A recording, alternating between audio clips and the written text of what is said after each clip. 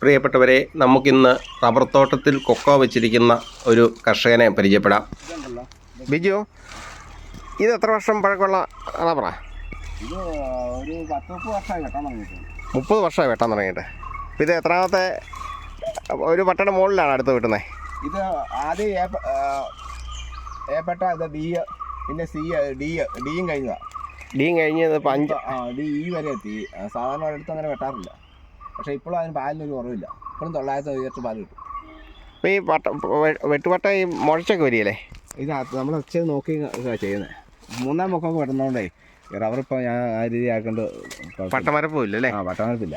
അതുകൊണ്ട് നമുക്ക് ഒരു റബ്ബർ പോലും പട്ടമരച്ച് പോകുന്നില്ല. ഇത് ഒക്കെ ഇത് 5-ാം ഇത് 5-ാം പറയുകയാണെങ്കിൽ 2 സൈഡ് 2 വെച്ച് വെട്ടിയതാ. ആദ്യം ഇവിടെ വെട്ടി, പിന്നെ ഇവിടെ വെട്ടി, പിന്നെ ഇവിടെ വെട്ടി, പിന്നെ ഇവിടെ വെട്ടി, അത് കഴിഞ്ഞ് പിന്നെ 5-ാം സൈഡായി. ബിജു, ഈ റബ്ബറിനകത്തേ കൊക്കോയണം വെച്ചിട്ടുണ്ടല്ലോ. ഉണ്ട്. അപ്പോൾ അതന്നെ അങ്ങനെ ചെയ്തിരിക്കുന്നത്.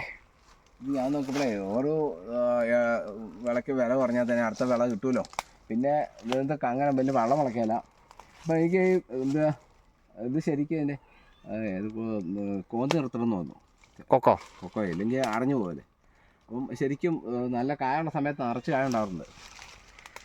അപ്പോൾ നമുക്ക് കൊക്കോയുടെ കിട്ടും, റബ്ബറിൻ്റെ കിട്ടും. അതായത് തണുപ്പ് നിൽക്കുക റബ്ബർ തോട്ടത്തിലിപ്പോൾ. ഈ റബ്ബറിനകത്തെല്ലാം കൊക്കോയെ വെച്ചിരിക്കുന്നത് അല്ലേ? അതെ.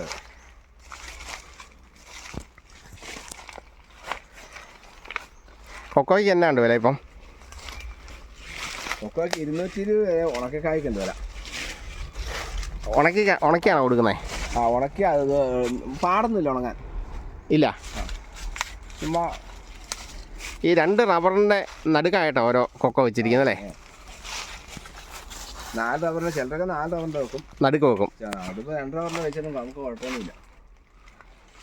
ഞാൻ എൻ്റെ വേറെ തോട്ടത്തിൽ അങ്ങനെ വെച്ചിട്ടുണ്ട്. തൈക്കാതെ കൊക്കോ വെച്ചേക്കുന്ന സ്ഥലം എന്തോരമുണ്ട്? റബ്ബറും കൊക്കോയാണ് പഴയ. ഇത് 1 ഏക്കർ. ഇതിനകത്ത് എത്ര കൊക്കോ വെച്ചിട്ടുണ്ട്? ഇതിനകത്ത് 100 കൊക്കോ ഉണ്ട്. റബ്ബർ എത്ര കാണും? റബ്ബർ ഒരു 150 ഉള്ളൂ. അത്രേ ഉള്ളൂ. അതിനകത്ത് കുറേയൊക്കെ കേട് വന്നു പോയല്ലേ? റബ്ബർ കൂട്ടിലൊക്കെ കൊക്കോ വെക്കുന്നതെന്ന് വെച്ചാൽ അകത്തേക്കാന്ന് വെച്ചാൽ. കൊക്കോ വെച്ചുകൊണ്ട് ബിജുവിന് എന്താ വല്ല പ്രത്യേകിച്ച് ഗുണം വല്ലതും ഉണ്ടോ? കൊക്കോ വെച്ചുകൊണ്ട് കൊക്കോയ്ക്ക് നല്ല വിലയുണ്ടല്ലോ ഇപ്പം. ഇപ്പം എന്നാ വിലയുണ്ട്?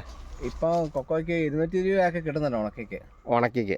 എന്നാലൊരു കൊക്കോ വലിയ പാടൊന്നുമില്ല. ഒരു കായ്ക്ക് ഒരു 10 രൂപ ചെങ്ങാലും ഉണ്ടാവും. ഒരു കായ്ക്ക് നമുക്ക് 10 രൂപ വെച്ച് കിട്ടും അല്ലേ? അപ്പം ഈ 10 രൂപ വെച്ച് കിട്ടുമ്പം നമുക്കൊരു കൊക്കോയിൽ നിന്ന് ഒരു വർഷം ശരാശരി എത്ര കായ കിട്ടാറുണ്ട്? ഒരു 50 മുകളിൽ 50-100 ഇടയ്ക്ക് കിട്ടാറുണ്ട്. അപ്പോൾ നമുക്കൊരു 50 എണ്ണം കൂട്ടാം അല്ലേ? 50 എണ്ണം കൂട്ടിയാലും ഒരു കൊക്കോ മരത്തിൽ നിന്നും നമുക്കൊരു വർഷം ഒരു 500 രൂപ ഇല്ലേ? ഇപ്പോൾ ഈ 1 ഏക്കറിനകത്ത് 100 കൊക്കോ ഉണ്ടെങ്കിൽ 50,000 രൂപ കിട്ടുന്നുണ്ട് അല്ലേ? അപ്പോൾ ഈ 1 ഏക്കറിനകത്തുള്ള റബ്ബറിനകത്തുനിന്ന് എത്ര വരുമാനം കിട്ടുന്നുണ്ട്? അത് ആയിക്കോളൊന്നും ഉണ്ടാകുകയില്ല. അപ്പം നമ്മൾ റബ്ബറിൻ്റെ ഒപ്പം തന്നെ കൊക്കോയ്ക്കും വില കിട്ടുന്നുണ്ട്. സീസൺ അല്ലാത്തതുകൊണ്ട് അല്ലെങ്കിൽ ഇതൊക്കെ നിറച്ച് കായ ഉണ്ടാവും. ഇതേ സമയത്താണ് നല്ല കായ കിട്ടുന്നത്. ഇനിയിപ്പോൾ വരുന്ന താമസിക്കാത്ത സീസണാകും. മാർച്ചൊക്കെ ആകുമ്പോഴത്തേനും. ഇതിപ്പോൾ ഈ കൊക്കോയുടെ ഗുണമെന്ന് വെച്ചാൽ 60 ദിവസം കൊണ്ട് കാ മൂക്കും. അണ്ണാശല്യം ഇല്ലേ അന്നേരം?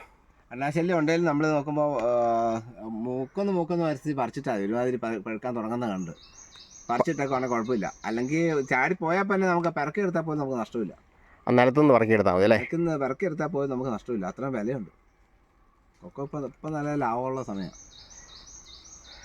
എന്തായാലും റബ്ബർ കർഷകർക്കൊക്കെ അനുകരിക്കാവുന്ന ഒരു കൃഷി രീതിയാണ് ബിജു ഇവിടെ ചെയ്തിരിക്കുന്നത്. ബിജു വേറെ തോട്ടത്തിൽ വല്ലതും ഇതുപോലെ ചെയ്തിട്ടുണ്ടോ? ഞാനിപ്പോൾ പുതിയൊരു തോട്ടം വെച്ചേക്കുന്നത്. അതിനകത്ത് ഇങ്ങനെ ചെറിയ തോട്ടം വെച്ചേക്കുക. അതിനകത്ത് കൊക്കോ നട്ടിട്ടുണ്ട്. ഇപ്പോൾ നട്ടേക്കുക റബ്ബറിനകത്ത് തന്നെ. ഈ റബ്ബർ മേഖല നഷ്ടത്തിലേക്ക് പോകുന്ന ഈ അവസരത്തിൽ റബ്ബർ സ്വന്തമായിട്ട് ചെയ്താൽ എല്ലാം ലാഭമാണ്. വെട്ട് ഉൾപ്പെടെ നമ്മൾ തന്നെ സ്വന്തമായിട്ട് ചെയ്താൽ മതി. ഭയങ്കര ലാഭമാണ്. ഈ തോട്ടത്തിൽ എപ്പോഴും നല്ല തണുപ്പ് നിൽക്കുന്നുണ്ട്. അതുകൊണ്ട് പാല് കൂടുതൽ കിട്ടും അല്ലേ? ആയതുകൊണ്ട് അത് വളമാണ്.